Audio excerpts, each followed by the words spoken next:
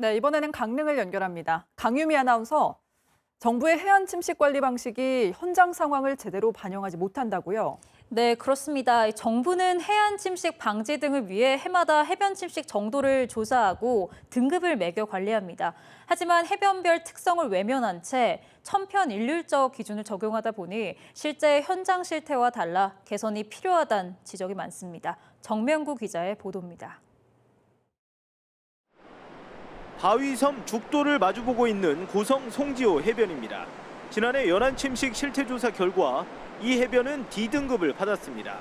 침식 정도가 가장 심각하다고 평가된 겁니다. 하지만 주민들 의견은 다릅니다. 해마다 침식과 퇴적이 반복되며 비교적 균형을 이룬다는 겁니다. 바로 이 자리에서 66년을 살았으니까 이게 또 시간이 지나면 다시 또 이게 백사장이 넓어져요. 그게 이제 반복되어 왔으니까.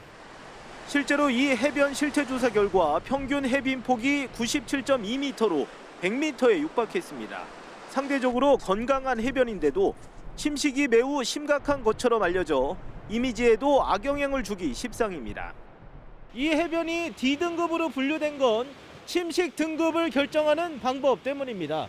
항목별 배점 등을 종합해 일률적으로 등급을 결정합니다.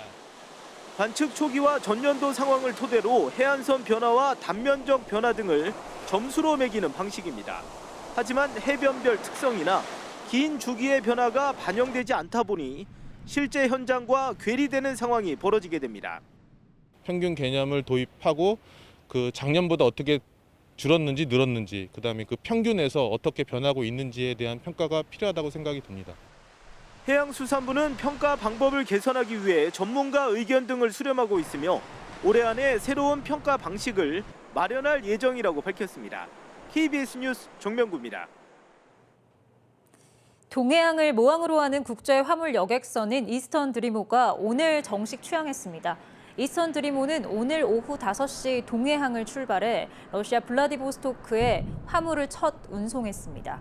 이스턴 드리모는 매주 월요일은 블라디보스토크, 매주 목요일은 일본 마이주르를 오가는 정기 항로를 운영하게 됩니다. 택배 노동자 과로사 대책 사회적 합의 강원 지역 이행 점검단은 오늘 CJ 대한통운 동강원 지점에서 발대식을 하고 택배사가 원래 합의대로 분류 인력을 제대로 투입하라고 촉구했습니다. 강릉 CJ 대한통운 소속 일부 택배기사들은 오늘부터 분류 작업 전면 거부를 선언하고 CJ 대한통운 동강원 지점의 합의 이행을 강조했습니다. 지금까지 강릉이었습니다.